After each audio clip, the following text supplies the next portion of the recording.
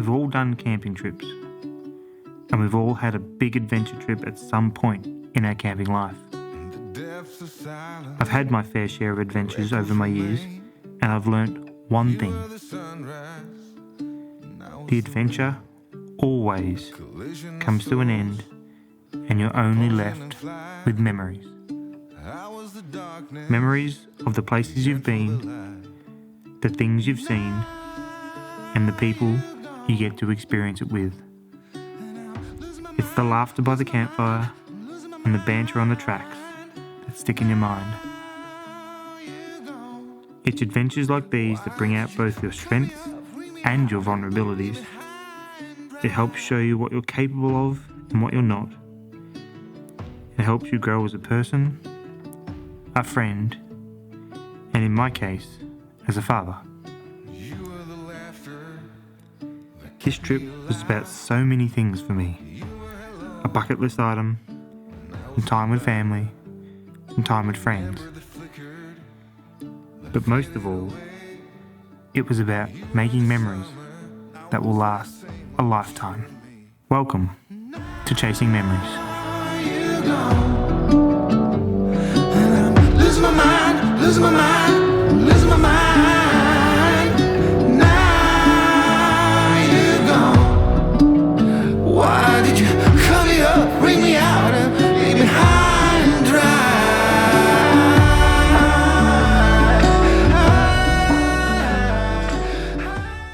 Alrighty, so heading to Cape York in a week and a half's time now. I'm really running behind on the prep for the car. If you've never met Betty before, this is Betty's Y62 Patrol, brand spanker, almost 2023. And I've never been to Cape York. I've done some outback travel before, I've done some pretty cool four-wheel driving stuff, but never have I ever driven 4,000k to get to a four-wheel drive spot. So, me and my son, my 4-year-old, Toby, are going to be in this car for close to a month, and I need to deck it out a little bit better in the back. So what I have done so far is I've taken the rear seat out of the car. I've just dumped the fridge in there for now, just so I've got it there, and I need to make a false floor for the back of there. And then obviously in the back of the car, if you haven't seen my setup before, TLAL life. 3 days later. Set of drawers, some tables there. There's going to be 3 Expedition 134 boxes across the back there, which hold all the gear. Cargo shelf from Raised, and another fridge here. So this fridge is going to be the actually a freezer. That's a 40-litre drawer fridge from Evercool, and then we've got an old ARB 60-litre fridge, which I'm going to use as a fridge. And that's going to be the main one that I sort of get in and out of every day. But it needs to be secured down because obviously Toby is going to be sitting in his car seat just over there. I've taken it out for now, but the car seat goes there. I really don't want anything rolling on him, towards him, around him. You know, kind of fond of the little bugger. So I need to make sure he's safe with everything that's going to go on the back here. Also what goes in the back of the car. So that's today's mission. Make that. It's all in now. So fridge and the other box. So I'll explain what that is in a second. Essentially, this is how it sort of looks. So from the outside, basically just come up, grab that, get into the entire fridge.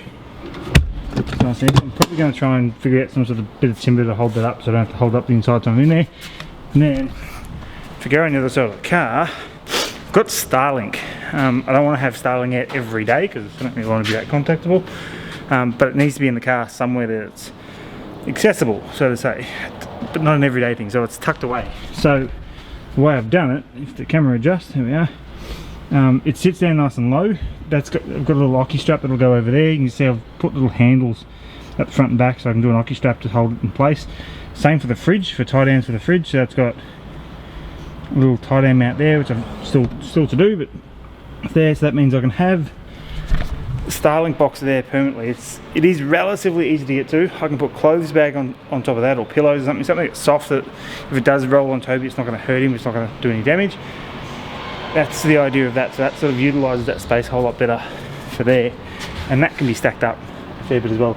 Plus I've got a little nook there in front that I can put like bottles of water, camera gear, bits and bobs. There's plenty of room in there to sort of do some stuff which I'm happy about. And I've still got all the storage underneath that as well. So this whole section under here is still super accessible. So that way I can put like awning walls or chair, like thin chairs. Bits and bobs can go into there, stuff I don't need to get to every single day. So I'm happy with that. I'm happy that it turned out. So I've been back to On Track and they've serviced the car, got Betty ready to go do all this. They found a tie rod in that was stuff, so I replaced that, serviced the car. The car always feels so much better after you service it. I don't know why. Right, so ARB compressor, which runs the coil delete kit. Love the coil delete kit. It's awesome for versatility in the way you use the car, especially with an IFS car. You can chew out tyres pretty quick if you don't have your alignment right. But that stupid bloody compressor caused no end of dramas. Leaks, fuses, relays, pain in the ass stuff. So Andrew's trialling out a new compressor now, which is in there. This thing's spring mounted, so it's ultra silent when it's running. Same thing, little tank which runs to the bigger tank underneath the car, and hopefully that resolves all the issues. So that's sort of what this trip's about. He wanted to get it in the car before I went on the trip. I also wanted it in the car before I went on the trip, so I could test it out over some corrugations and some really nasty stuff to see how that goes. So stay tuned for that one on how that survives. Talking to EC the other day, he goes, "Oh, we're going to Cape, how about we put it on before Cape?" It's upside down currently, but the steering wheel, like this is going to sound really weird, but I'm just trying to shut the door. It's strange just being able to hold something a little bit more girthy than I'm used to. It's very masculine. I like the girth of it. It's really good. It just feels so much nicer to sort of drive with. It just feels more substantial. There's nothing wrong with the factory one, but once you've had this as well, and granted I've only had this like 2 days, it just feels mint. Like, just you feel like you're in a more luxurious car. So I'm happy with that. But I wanted to see how it goes for long distance driving. I've got nearly 10,000 K coming up, so I reckon it's going to be a perfect little test for it. There's some other secret squirrel business happening back here with Vaslar. That'll be later in this video. So keen. Also quietly shitting myself about leaving work for a month because, you know, this place is my baby. And yeah. Alright, let's get on with the rest of the mods in here. Alright, so found out with the air locker that's actually leaking air, so I've got the compressor all working, it's all good there. So I hate cars, I really do. Anyway, down at 4-wheel drive DNA here in Melbourne, and they're looking after it really bloody good. They're chucking the car straight in the hoist right now, getting it sorted, because I am leaving very soon to go to the Cape, so they're sorting me out super quick, which I very much appreciate, boys. So 4-wheel drive, 4x4 at DNA in Melbourne. Come hit them up.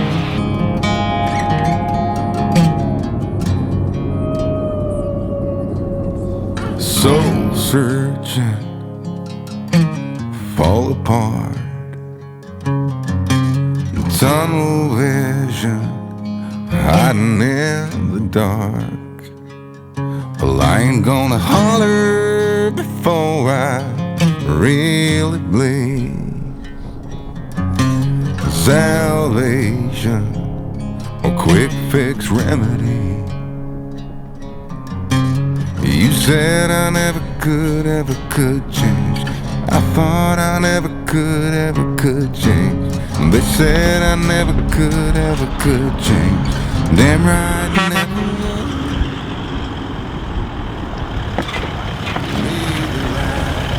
Look at the cat dragged out.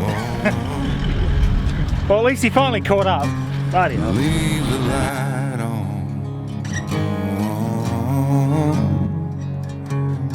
Just leave the light on. Yeah, leave the light on.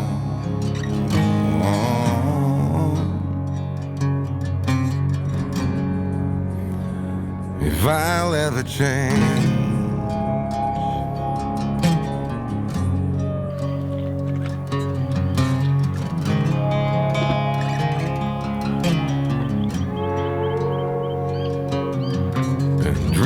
Nashville, Tennessee, while the cold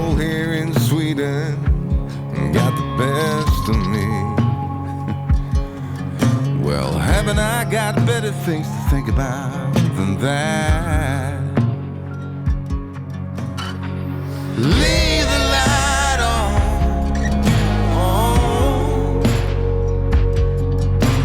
Leave the light on.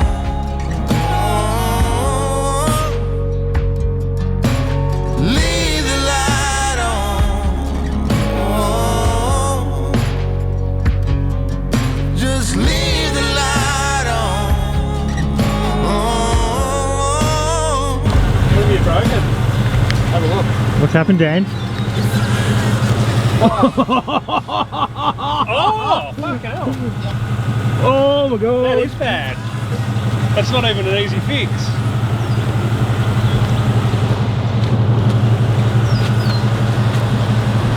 I think you're pigeon-toed, Dan. That is not even an easy fix. You're going to wrecker. Not on a Sunday. Not on a What have you done, Dan?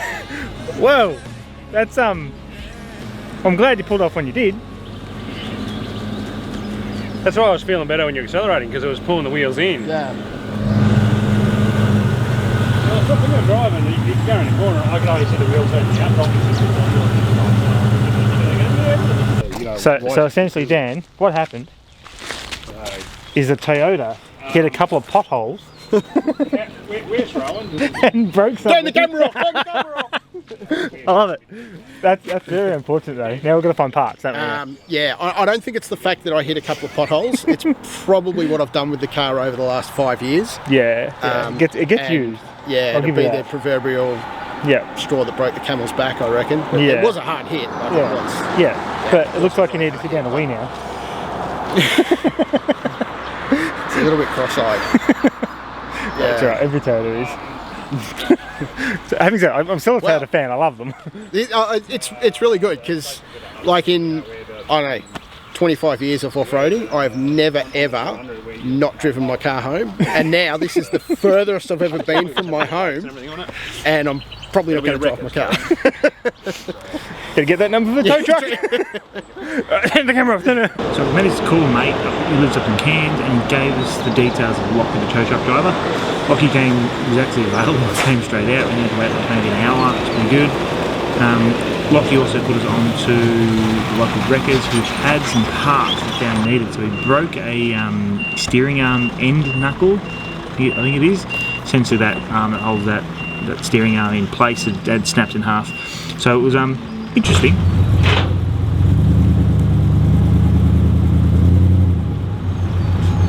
So technically, I've still driven the whole way.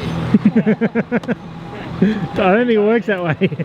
Now I've just parked my car. You're saving fuel.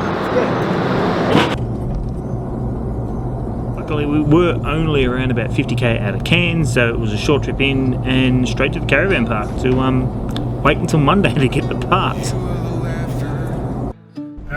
At that time we've made it to Cairns and gonna go pick up the little legend himself. We managed to camp like 7 minutes away from the airport. So we're off there now to go find him.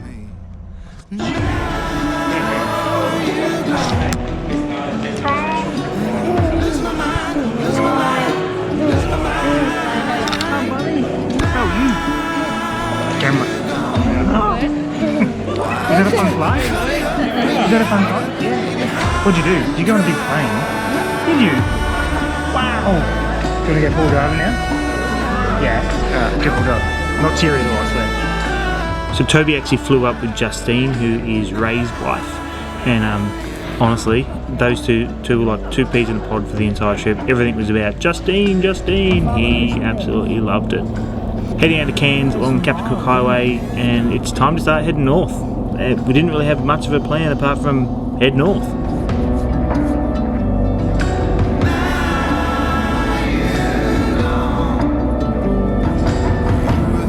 Once we left Cairns, we went all the way north, pretty much.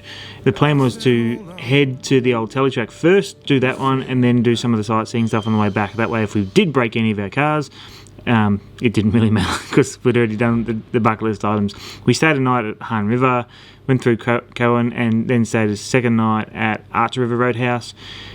Visited the Moreton Telegraph Tack, which is coming up in a second in the video. Obviously, once done the Teletrack, Elliott Falls, and all up to the tip.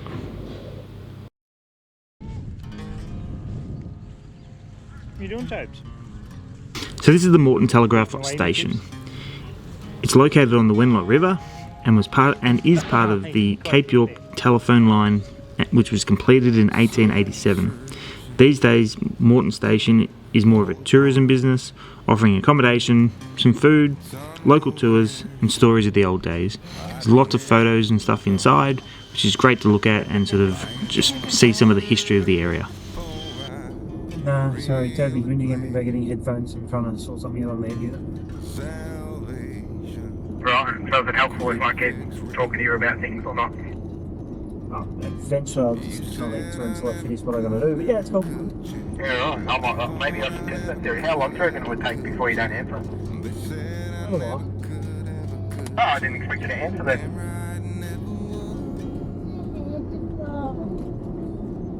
What are you going to sort out the Toby on the head unit? he wants to listen to the movie that's on the headphones TV screen, but I'm trying to figure out how to play it from the speakers of the car because I can't reach the headphones which are in the door pocket of these doors. Right. Do you want to just stop and get them?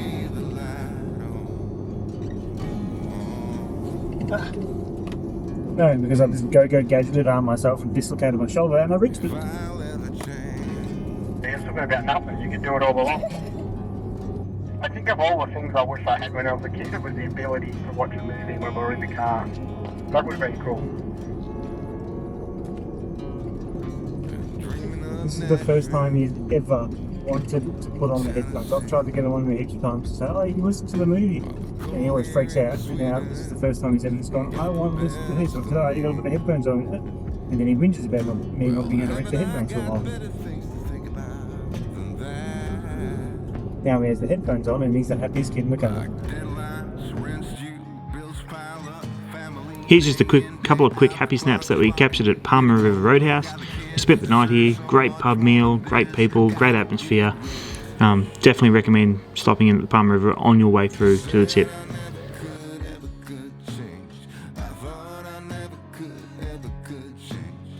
Finally, after days and days, time for the red dirt. Accumulating dust. Leave the light on. I'm going to call that one out. Leave the light on.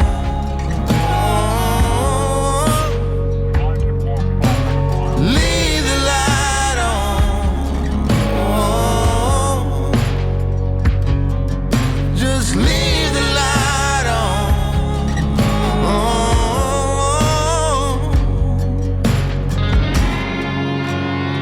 If I never change,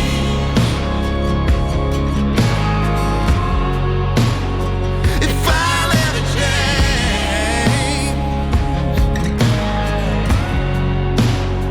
if I never change, if I never change, if I never change. We're almost at Bramwell Station and it is dusty. I'm a fair bit back from the car in front of me, but it's just all the cars coming in the opposite direction just kick up dust everywhere. It's bloody horrendous. Very glad I bought a second air filter, that's for sure. But I'll chuck it And I am on to some black Atari stuff.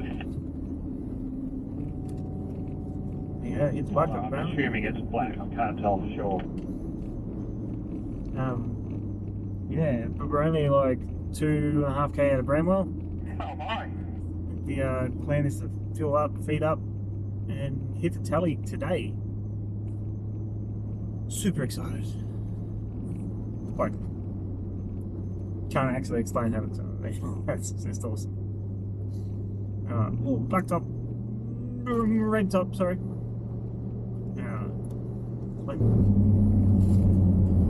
Bramwell Junction Roadhouse. Made it to Bramwell Junction Roadhouse is one of the last fuel stops between Archer River, Bramwell, and all the way up to the tip. It's pretty much the gateway to the old tally track or the bypass road around it. It also provides some of the last communications that people will get internet-wise before they would venture off into the far north sections of Australia. It still holds importance to providing services and equipment to the northern communities, so it's a very important place that people should be visiting and helping to support.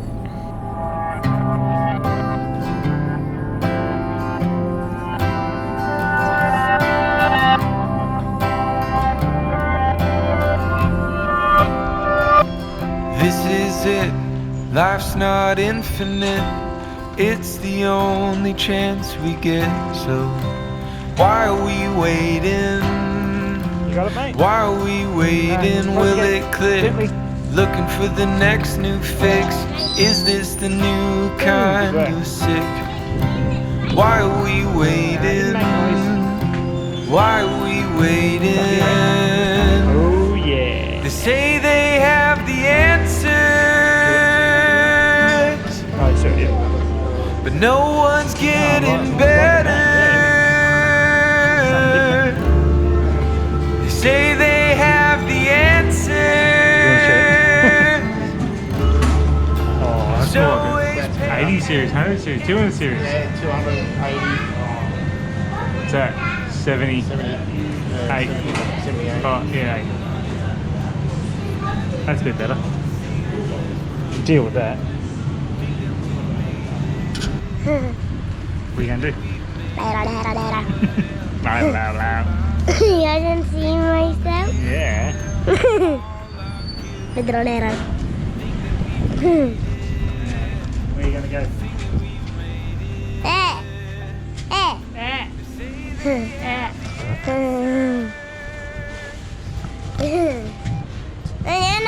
I was going to turn around on you.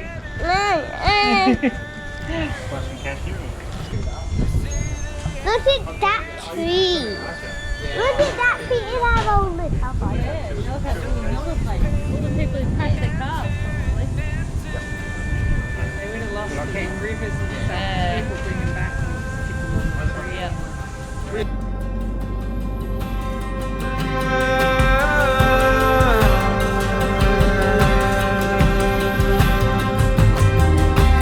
How much more do I have? Next week on Chasing Memories. We finally tackled the old telly track, managed to camp a couple nights, find some water crossings, find some exits, and just have a ball of a time. Alright, so we've officially made it to Gunshot and We tackled the infamous Gunshot Creek,